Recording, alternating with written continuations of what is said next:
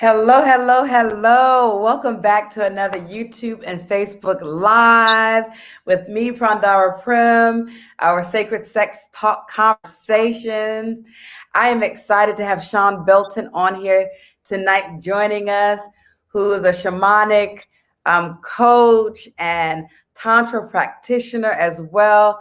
So I'm excited. So we're going to be going in and, both of us, and I really want to talk to him about his journey, how he got into this, and just kind of compare, see what's the differences between and the similarities between both of our paths, between shamanism and tantra.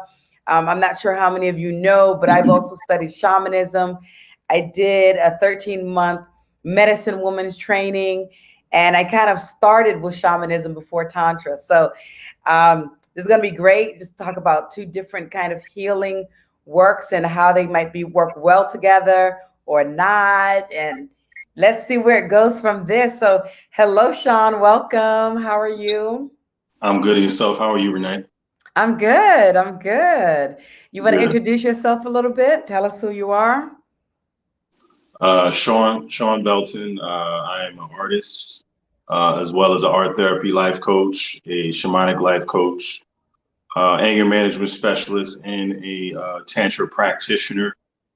I am actually graduating next month for my practitioner program that I'm in currently. Mm-hmm. The education never stops with Tantra. There's always something to learn. There's always so much to dive deeper into. Truth. Yeah. I mean, even me, I lived 2 years in a Tantra commune studying. I got my training, my certification, and it was still just learning. And then I did a whole nother course with another teacher, and I learned, different things, and then another course, and just living it day in and day out, doing the meditations, the breath work. You continue to learn and grow. So it's never ending. It's never ending. So, So thank you for that. So let me ask you first. So let's go in first. So you are an artist as well. So artists, shamanism, tantra, it all seems like different things. How did you get into these healing practice? What happened to make you kind of go on this path? Well, I've always been a truth seeker. And never really afraid to go to the places that are hidden or secret or just taboo. Mm-hmm. So 3 years ago, I suffered from anxiety and depression. So I was diagnosed. I started seeing a therapist, and got into art therapy, life coaching. Soon after I got into art therapy, life coaching, I got into art. I hadn't been painting since I was 13. Once I got into art, another opportunity came for me to learn to get into animal Reiki, get into shamanic life coaching. One of the things that kind of led me to get into shamanic life coaching was when I started to get back into my artwork. I would share my art with my father, or I would share my art with certain people, and they would always use the word shamanic.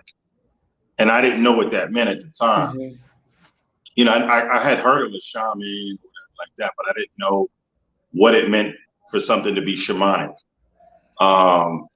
So, through me just being open to discovery, I came across a shamanic life coaching class and got into the class. Pretty much it was similar to somewhat of what it was for me when I got into art therapy, life coaching, because there were certain levels of shamanic work in the art therapy, life coaching. And then when I got into the shamanic life coaching, there was still a lot of art. There was a lot of things that involved art. So from what I understood was that I'm learning to help people to tap into their creativity on one end, but on the other end, I'm helping them to start to confront their unresolved traumas through using art, through using affirmations, through using manifestation, through using herbalism, through using mantras and yantras, you know. And so that's where that began. And then from there, maybe the next year, like later into the next year, was where I came across getting into Tantra. Mm-hmm. You know, I saw a post about a group called the Black Tantric Group that was hosting a 3-day workshop, Tantra workshop, hands-on, you know. And I was just like, you know what, let me take this opportunity to do this, because years ago, about 10 years ago, I went to an event where they were doing a Tantra workshop. It was just it was a part of an event, you know, where there was vendors and everything like that. So it was like public. Mm-hmm. And then I saw a gentleman had a woman on the table, and she wasn't wearing much, but he wasn't touching her. And he was maybe a distance away from her, but he was projecting energy onto her. Mm-hmm. And it almost looked like she was levitating. Man, let me tell you, I had that experience, and that was one of the things that brought me to Tantra. When I was in India, I was, you know, I just happened to be traveling through India. It just happened to be traveling through India. 3 months, I was doing a sabbatical. I was doing my Eat, Pray, Love journey. And I met a guy, right? And we had a tantric experience. You know, no penetration, no touching. You know, it was a tantric experience where we were looking into each other's eyes, breathing, and he was projecting this energy, and my entire body began to vibrate. And I went into this orgasmic state of bliss, and I didn't know that was an orgasm, right? I didn't know that I was capable of experiencing that. And it was like, wow, what is this? Like, it's amazing stuff. It's amazing stuff. So I know when you experience that and you feel that, it's like, I want more. I got to keep going deeper into this. So let me ask you, so, you know, you really kind of started. Let me just say hello to those who are coming on. Hello, Mika. Hello, Jennifer. Hello, James. Thank you guys for coming on and being here. We're talking about shamanism and Tantra and just these different healing journeys. So most of you who've been watching my show, I tend to have a lot of women on. That's who I keep finding. But now every time I'm meeting different men in this healing journey, I'm bringing them on because I feel that it's important for men to be on this journey and for other men to see men on this journey, because there is a discongruence in the amount, is that the right word? I've been in Brazil so long. This in the amount of women that's doing the work to men that's doing the work. And, you know, there's many different reasons for that. So, you know, maybe it's thinking that, oh, you know, I can handle this. I got this. Maybe they're waiting for the Kardashians and the Beyoncés to get on board. You know, usually when they start doing things, everybody else wants to follow. So right. You know, no shade to the Kardashians or the Knowles family. Right. And hello, Dr. Rachel.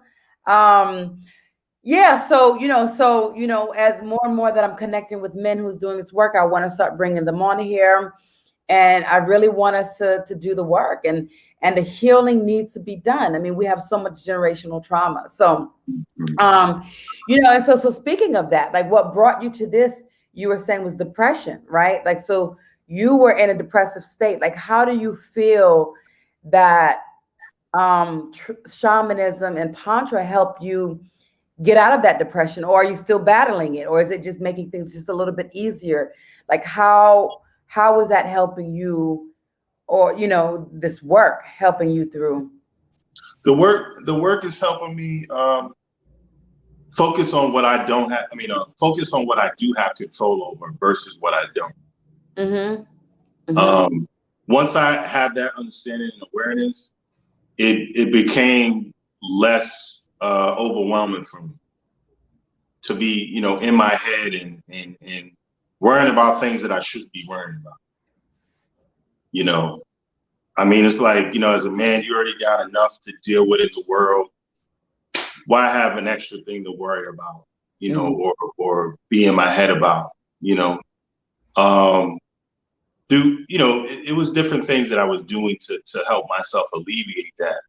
You know, it was the communing in the elements, you know, communing outside in the elements, or using different elements, and you know, recognizing that I have the ability to use even alchemy to tap myself out of those feelings of being depressed and having anxiety, and realizing that there's more to me than just you know, me confronting my traumas. There's more to me than just being in this depressive state. You know, there's more to me than just being in having anxiety. Like there's a lot of levels to me, and layers to me as a man. You know, and there's things that I need to do. You know, not just stay stagnant, not just stay rigid, not just stay in one frame of mind where I'm just I'm a worker bee, or I'm a protector. You know, I'm a brother. I'm a son. I'm a man. I'm a peer or mentor, or I'm a lot of different things. You know what I mean? But I had to come to that realization, and you know, when I was sitting by myself and you know, feeling how I was feeling, sitting with what I was feeling. You know, I realized that there's a lot going on in society, and there's a lot of responsibility, but still at the same time, I don't need to take on all of that unwarranted responsibility. I just need to focus on what it is that I have control over. You know, and so through the artwork, you know, I would wake up every day, go to the park trail and have my sketchbook, and you know, draw and talk with myself, you know, meditate, spend time with my ancestors, communicating with them, that was a dark period for me. You know, it was a dark period of me spending a lot of time by myself. It was the first time. It was the first time actually that I had lived on my own. You know, so I was paying all the bills, doing everything that I needed to do to make sure that I was being responsible.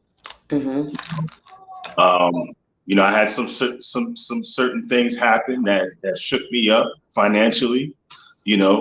Almost getting evicted from my house. Having to sell my car. But I still went through with the work. It was lonely at times. Even though I'm an only child. I was an only child for 9 years.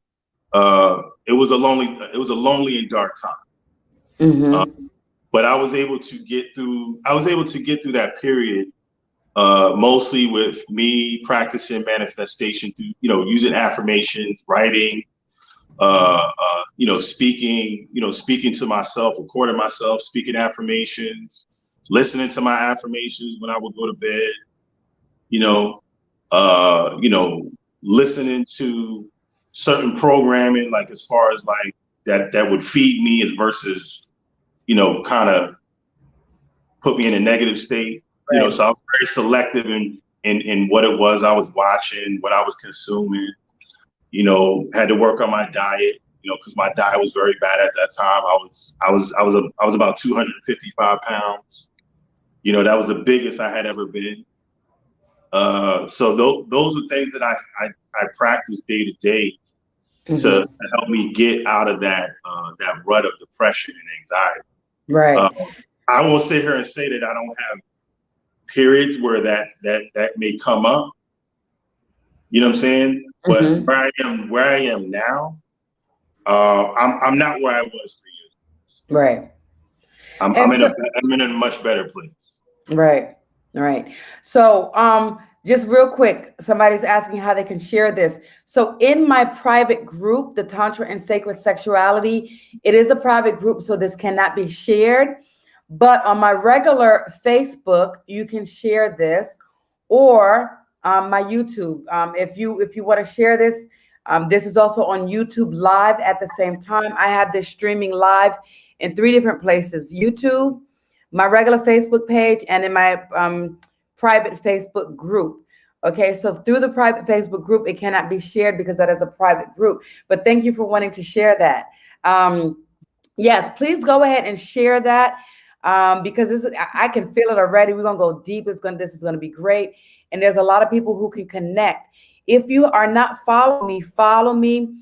Hit the subscribe button, hit the notification bell so that you can receive the notifications for any of my upcoming lives. I'm doing this every Wednesday on YouTube and Facebook, Tuesdays on Instagram. So, going back to what you were saying, I just wanted to get that since somebody was asking how they could share it. No, thank you. Going back to, what you were saying in terms of, and I like that you were real about this, right? Because a lot of people, they want to give this impression that I've done all the work, I'm great, I'm perfect. And that's never the case. And so that's the thing. It's like, this is a process. This is a journey. So even though, you were going through a depression and you went through this, doesn't mean that you'll never, ever, ever feel depressed again. It doesn't mean that you're not going to experience these emotions, but now you have different tools to help you work through it, to help you understand, doesn't mean, even though, and sometimes you might have those tools and it's difficult to work through, and I look in my life too, like, one of the things that Tantra has helped me was how to work through. I've always been a very anxious person. I be in my head a lot. Am I not in my head so much now? No, I'm still in my head a lot, but I have breathing techniques to help me to stay a little bit more balanced and more centered.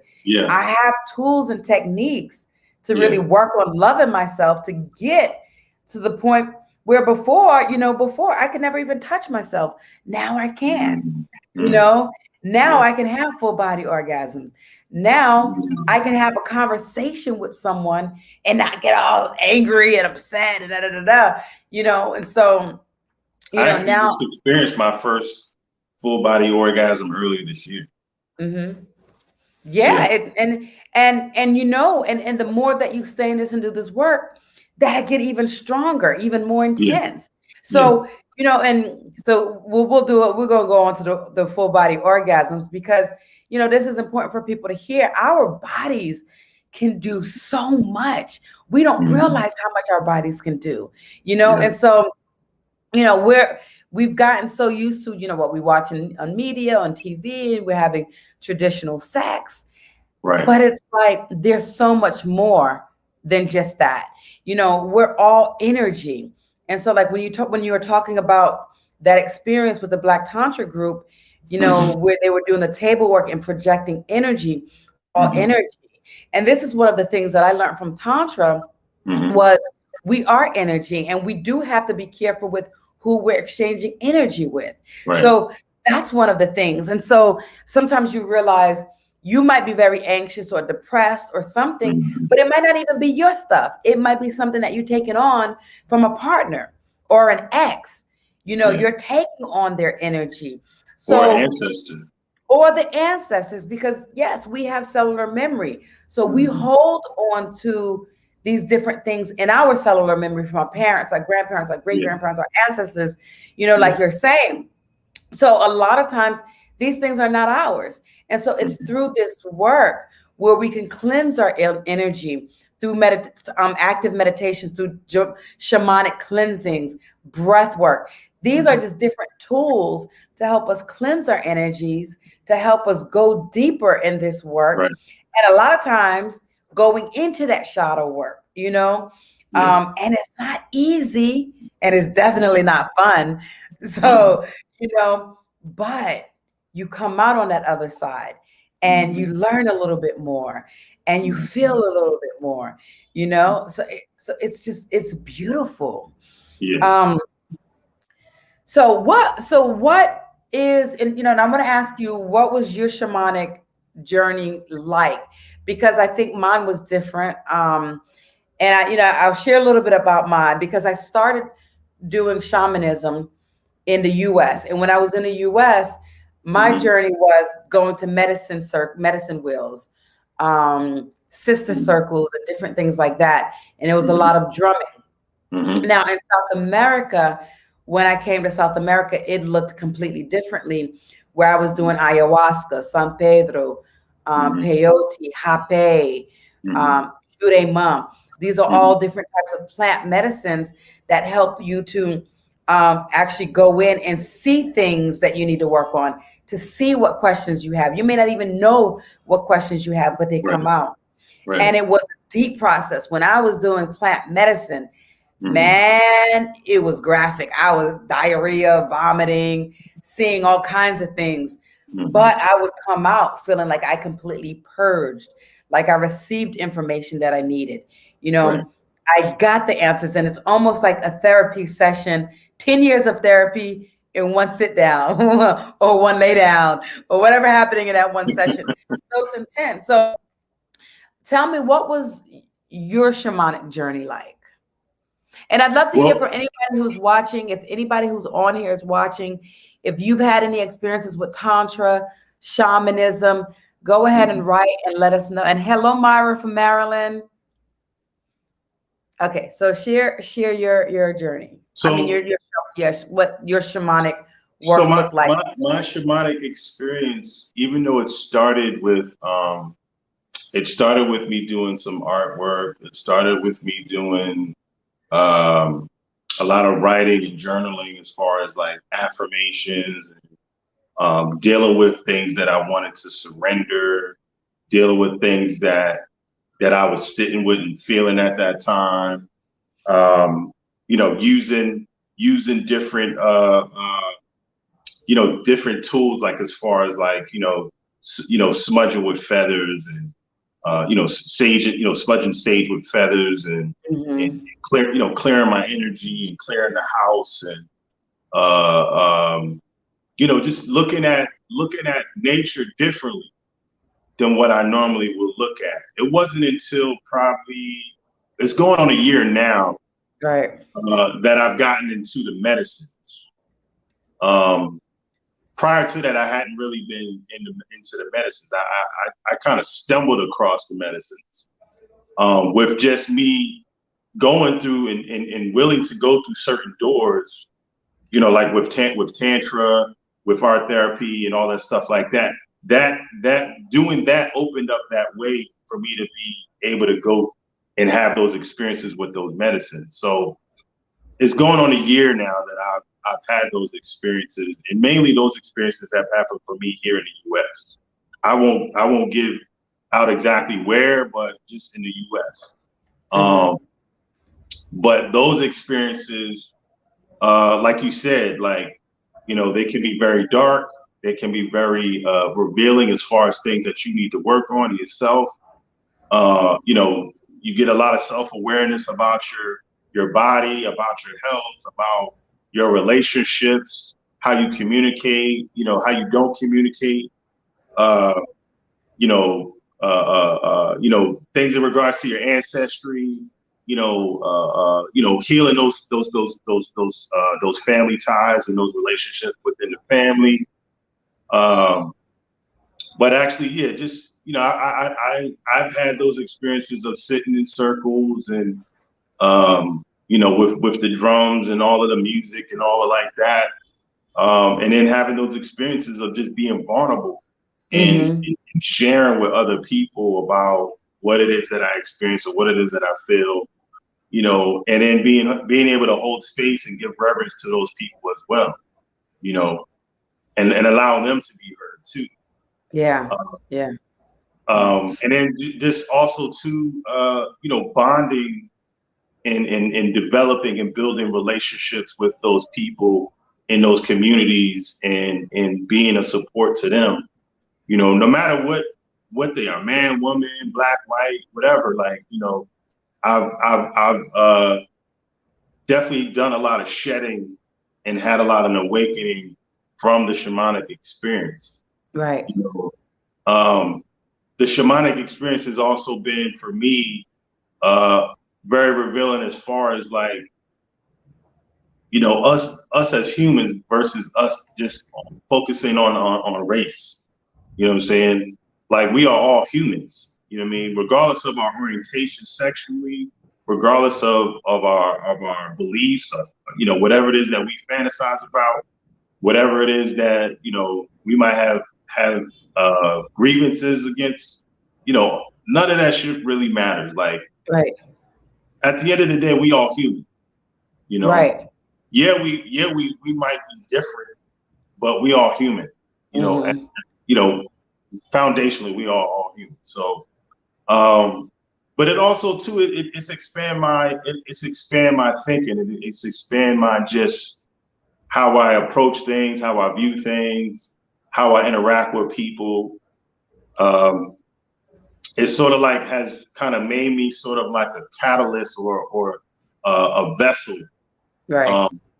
And sort of shed light on an area that is kind of not seen, you know, especially coming from a Black man's perspective. Like, so yeah, like I've been able to do some traveling. I've been able to meet a lot of different people from different walks of life.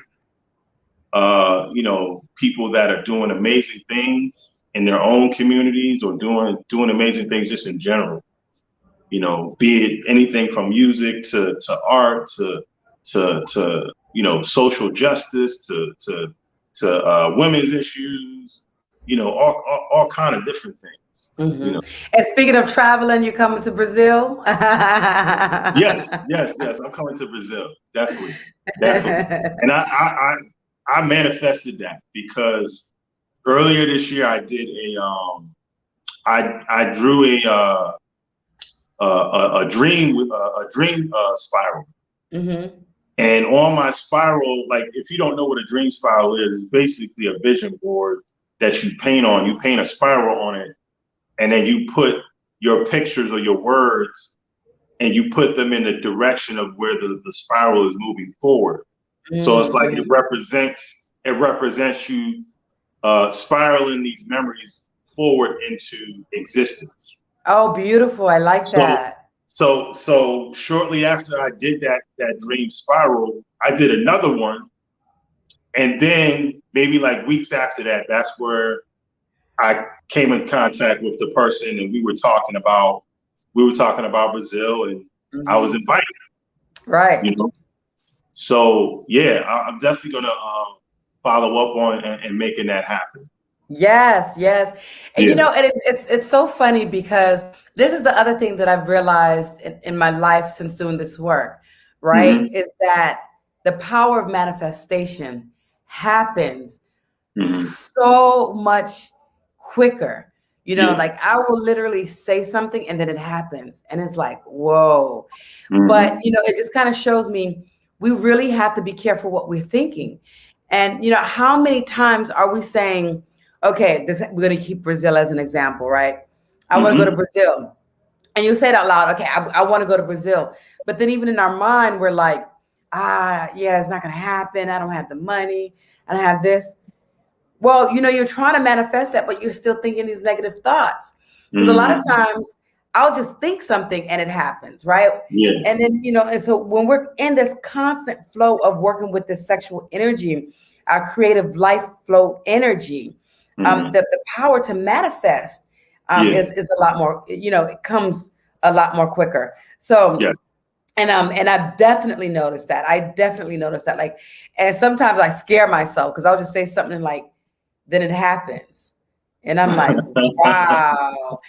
So it's like, yeah, like it just really keeps teaching me that I have to be in control of even just my thoughts, you know? Right. And be very conscious of the thoughts. And so, you know, that's what I definitely want to say to people, you know, even, you know, if you're really wanting to manifest stuff, you know, just really start looking at your thoughts. Just really, what are you thinking to yourself on a day-to-day basis? You know, are you thinking negative things about yourself? Are you like, oh, I'm overweight, or I'm this, I'm that?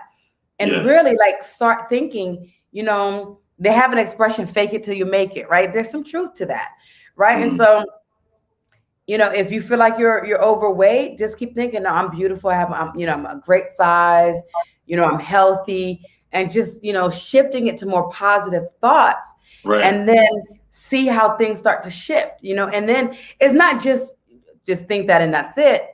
Obviously, we also have to there's so many different layers to manifesting, Yeah. sometimes, and a lot of times this does happen where I just think something and it happens. But then there's a lot of times I'm like, okay, I'm thinking something, but then I also have to make sure I'm putting my energy towards that. Right. So yeah.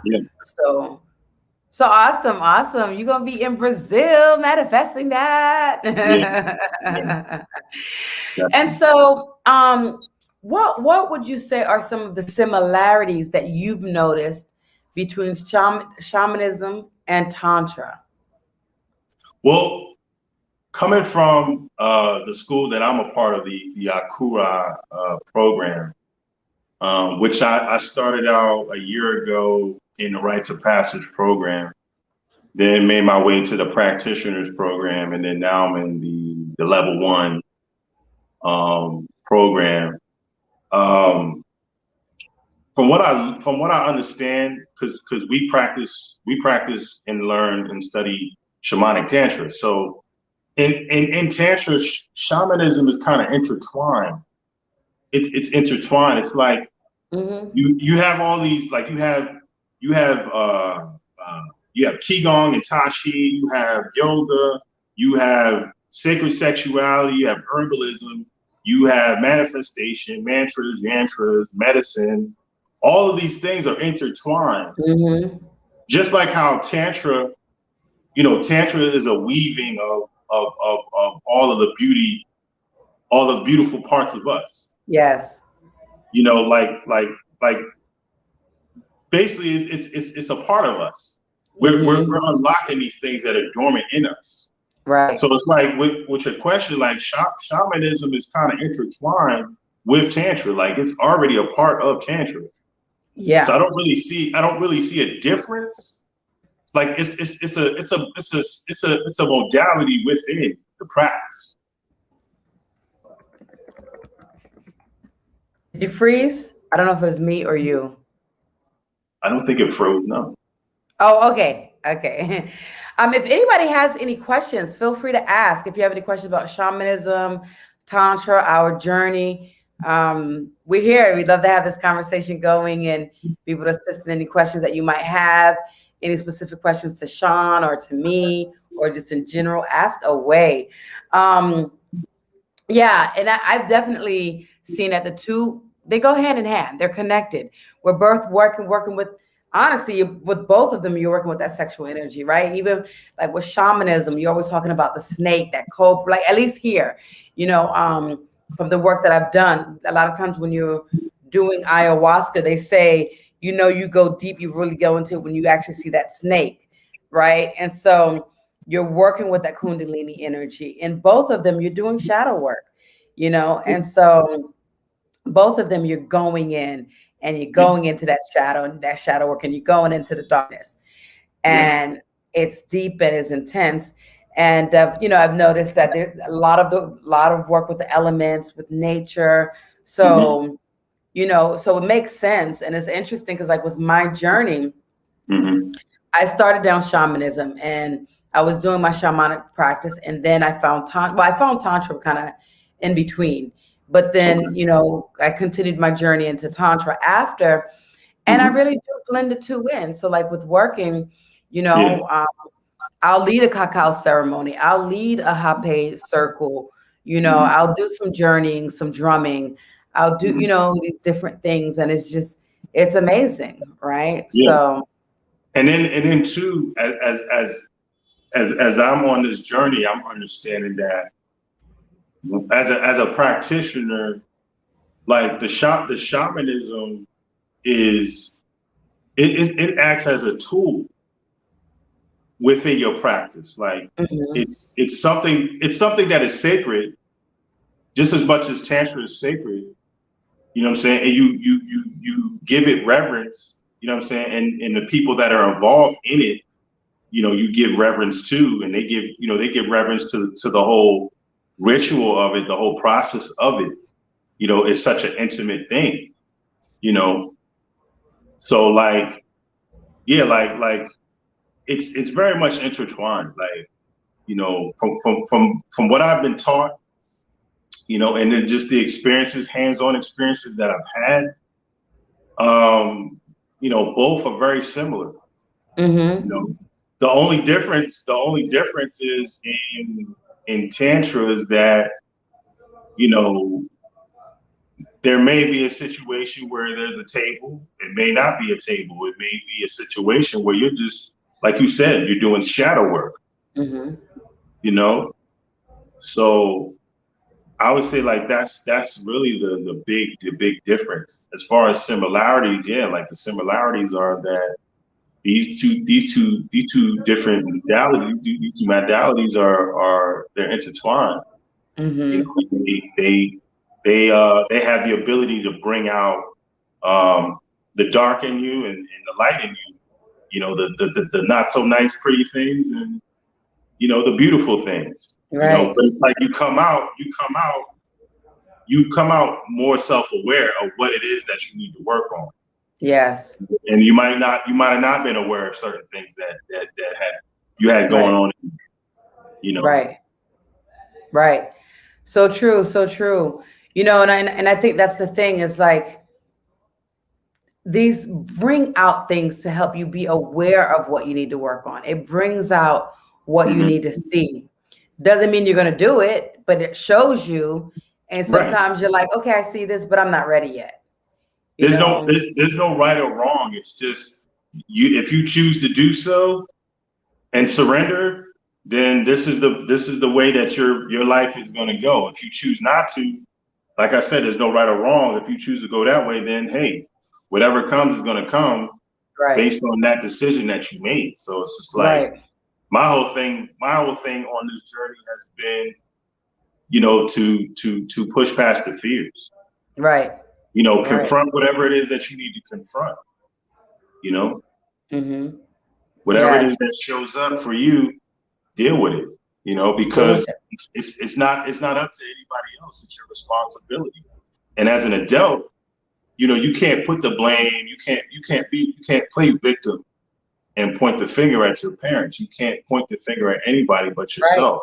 Right. You can't. That was another thing for me with depression was that I couldn't point to anybody. I couldn't blame anybody. Like I had to really point back at myself and really be accountable. You know what I'm saying? What it is responsibility. Yeah. Because it's real easy for us to just blame. It's real easy for us to play victim. Right. And make people out to be villain. You know? Right. That's definitely much easier. And it's like, okay, now how do I take responsibility for where I'm at now that I can change? You know, and there's a lot of us, and this is the thing, you know, a lot of us have been through some shit, right? Like, we you know, a lot of stuff. And so it's like, and it holds us down. You know, I work with a lot of people who've been abused, who've been assaulted, and it's really, really sad. And, you know, the work is like, okay, how do I do the work to release this from my body? And that's one of the things with the shamanic work, the tantric work. We can help. That helps to release those traumas that's in the body. Because a lot of us, we have some stuff and we carry some stuff, you know, and it's hard.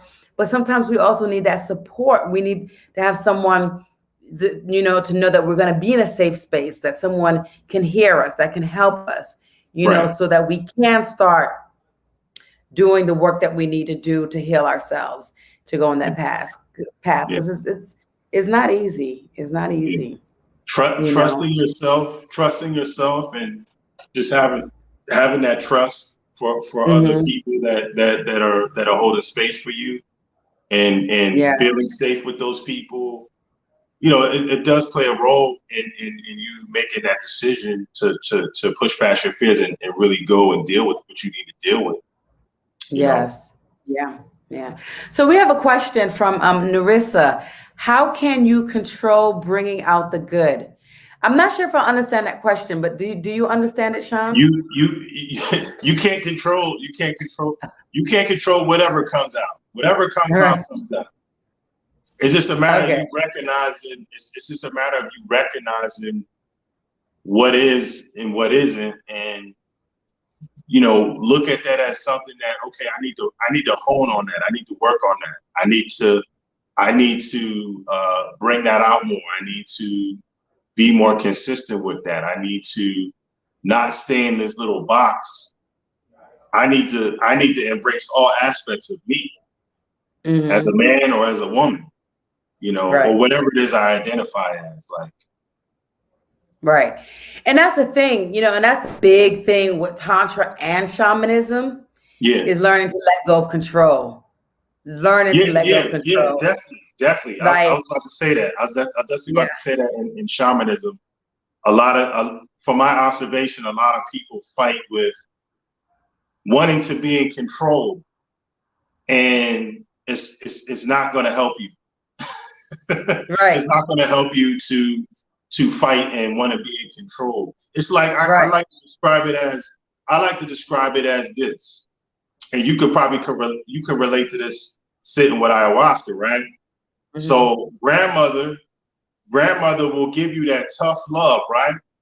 Right. Then grandmother will come and hold your hand, walk you to the kitchen, get your favorite snack, and show you love. Mm-hmm. That's what we all grew up understanding and knowing how grandmother is. But that's the same way how it is when you walk through that door of pushing past your fear, is that you're gonna get that tough love. Mm-hmm. You're gonna get that tough love first. It's even tougher when you try to fight it. Yes. When you try to feel like you can control, like you gotta be in control of everything. But when you let go, when you surrender, you go through it. It's kind of like Denzel in Glory. He walked up to that pole and got beat. He took it like a G. Right. He cried, but he took it like a G. And what is it? You live to fight another day. You live to fight another day. Right. So that's how I really, the best way that I could like visually give somebody an understanding of what it is that we're talking about. Like, that's a great analogy. It's not easy, but you got to go through it in order to reap the benefit or open up the doorway or open up opportunity for other things to come into your life. Because you create your life. Yes, you create your life. Yeah. We are co-creators of our lives. We have the ability to create the life that we want, create a life of love, happiness, joy,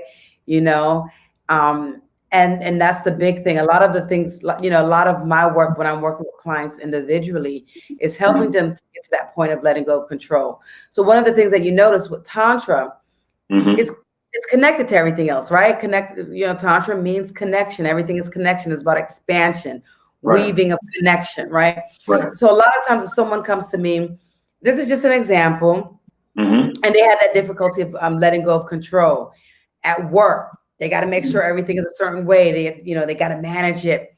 And their sex life, they're not able to have orgasms. They're not able to squirt. They come to me and start working, and I help them to let go of that control. What happens? Their relationships get better with their coworkers and with their family.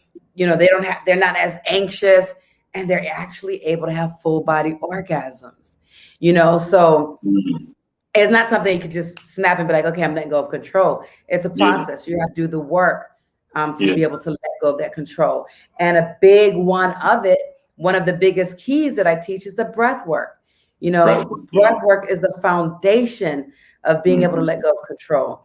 It's the foundation of being able to help you to deal with whatever that's going on. If you're angry, if you're pissed, if you're depressed, if you get a COVID test and that swab is going so high up your nose and you're like, okay, I had to do that because I hate that test. It was like, it's like, okay, Renee, breathe. I got to breathe through my mouth because they put that swab up my nose. I'm like, taking that control. So letting go of that pain. So, and so that's a process, and that's what part of the work is, being able to become more vulnerable, let go, surrender. And that's one of the hardest things that can be done. Hardest things. Yeah. And I think, and I do want to go into this, but we do have another question. But I do want to go into, I wonder if that's also what makes it difficult for men to come in and do this healing work. The fact that they have to let go of control and surrender, because men are very conditioned, right? They got to be in charge. They got to be in control. They got to do this. They got to do, So do you think that that's a part of it, that, I'm going to be vulnerable. I can't be vulnerable. I don't know. Like, what do you think about that in terms of? Well, it's a lot of unknown to them. Like, to be in that position of being vulnerable in that way and not having control and not knowing what's going to be on the other side of that, or not knowing how they're going to react or what they're going to feel, what they're going to see, it's scary. It's uncomfortable. It's a new area for them in their development. Right. Because of growing up as boys, we get cut off from our emotional development. Right. Y'all get to thrive in your emotional development. So to do that and get to that point, that's a big deal. That's a lot. You know what I mean? That's like jumping off a cliff. That's like drinking the worst alcohol ever for $1 million. Right. You know what I'm saying? Something that could kill you, or or just men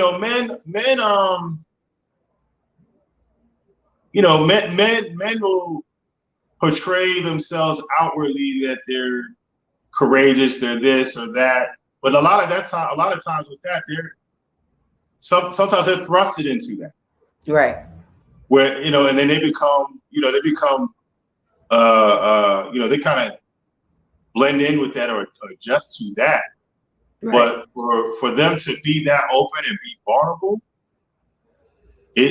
that's a new area for them. Yeah, that's a very new area.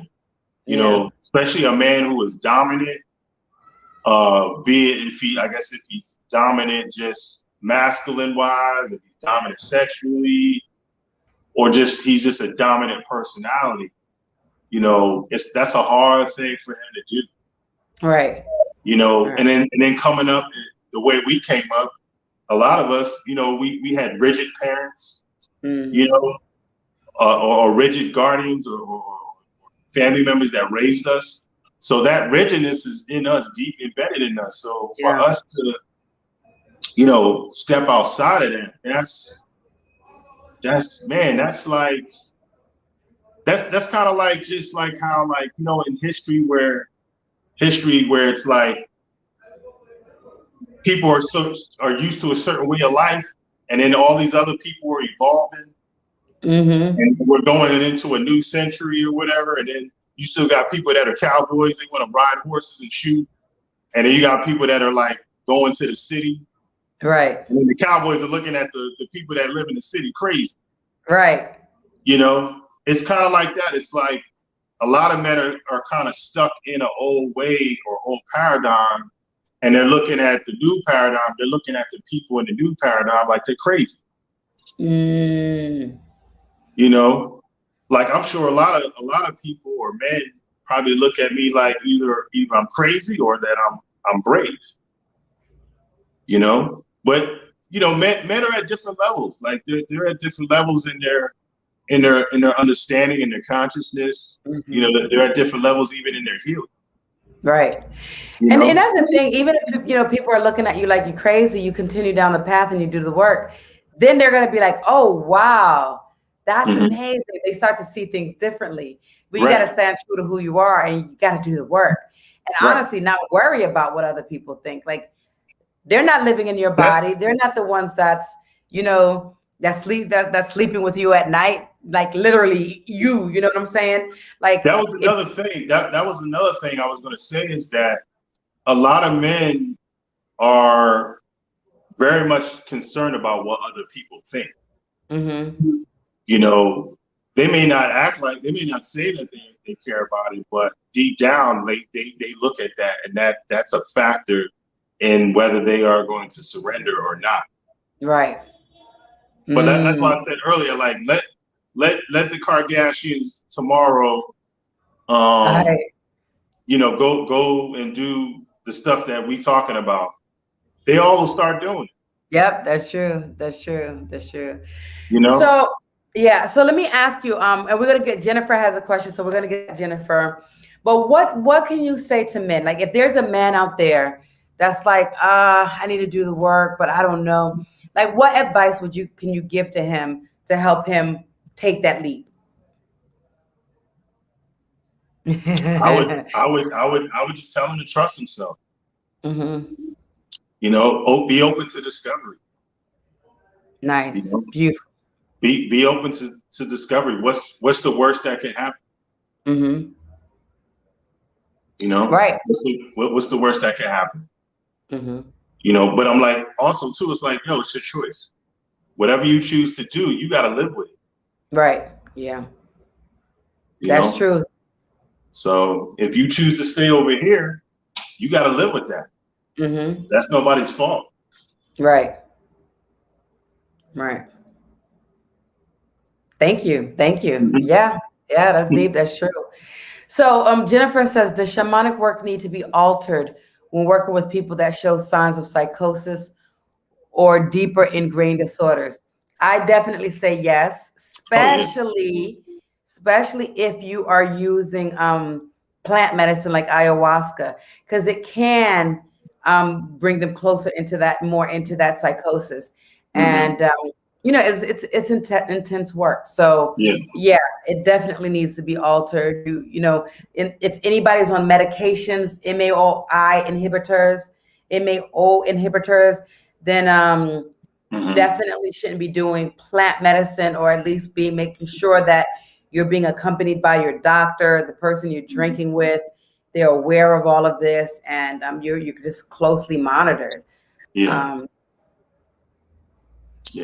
Yeah. Do you want to add anything else onto that, or?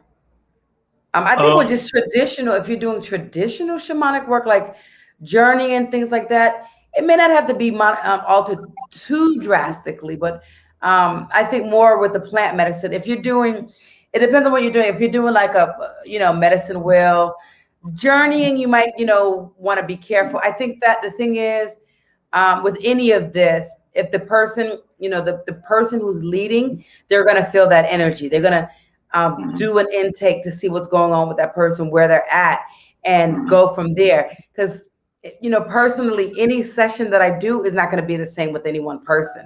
So, I'm really tailoring it to each person. So I know I asked you if you wanted to add anything, that I started talking. So do you want to add anything onto that? No. I think you covered it. You covered it. Okay. Well, awesome. So this has been really good. Man, the time goes really quickly. I do want to thank you for coming on and sharing your experience, and just kind of talking about your journey and what brought you on to here, to doing this work and giving advice for the other men. I really appreciate that. I know they do as well. Do you want to share anything? I'm going to be doing a Clubhouse. Anyone who's in Clubhouse, I'm going to be in a Clubhouse talk in about 30 minutes. So come join me there. But anything you want to share? Do you have anything coming up with work? Do you want to share ways that people can get in contact with you? Well, yeah, people can, they can follow me on Instagram. I am Shawn Belton, or my art page is the Dream Sketcher, _ Dream Sketcher. You can find me on Facebook. I'm on Clubhouse. My username is Shawnee9. That's SHAWNEE 9. What I have coming up, I'm doing an interview next week on StreamYard with Gina Halsey and the Black Media TV. Oh, beautiful. So I'm actually going to be talking about Tantra next week on their show. I did a show with them a couple weeks ago about art therapy. But yeah, that's what I have coming up right now. I just wanted to share too, back to that story about what I was saying when I first saw a guy projecting on to the woman that he wasn't even touching, and she looked like she was levitating. I was going to say, after I saw that, he had us all pair up with a woman, and we did this hugging activity where we had to hug the person. Right. And so when I hugged the woman that I paired up with, her body went into like what it seemed like convulsions or something like that, because she started shaking, she started crying, she started holding me tighter, and I received from that she hadn't been soothed in a long time. She hadn't been in a long time. I don't even know how long. Maybe it had been she had been with a man, but when I experienced that kind of left an impression on me that this Tantra thing is deeper than what I saw.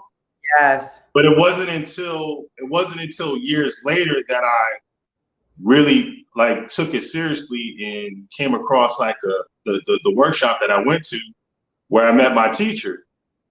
My teacher's a woman, when I had that experience at that workshop, that 3-day workshop, I was a vessel within that experience, because there was 3 days of couples and singles in a house. And when it came time to, because we had did a cacao ceremony, we were doing fire breath and all of that. And there came a point where men were being asked to be sort of like the exhibit for how a woman should touch a man. Right. And so you had to get naked.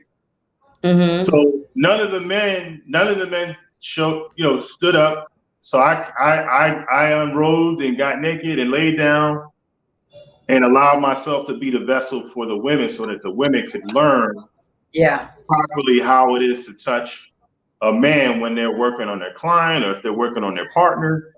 Right. And that experience in itself was an honor for myself, because I was like, this whatever this is that I'm involved in is bigger than sex, is bigger than me. You know what I'm saying?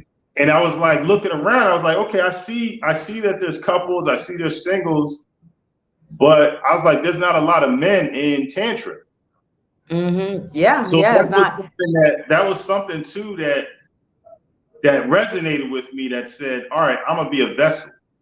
Right. Beautiful. Beautiful. So from that experience, about four months later, or 3 months later, that they came the news about a course, and then COVID happened.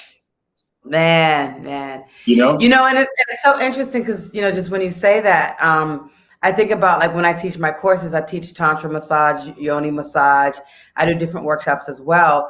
It's always predominantly women, not a many men.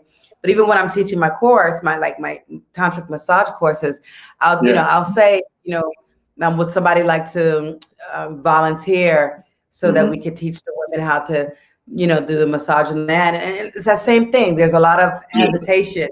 Eventually, one person will, but there's a lot of hesitation. There's a lot of that fear, So actually, speaking of that, I'm hands-on. I'm visual, so I like to learn.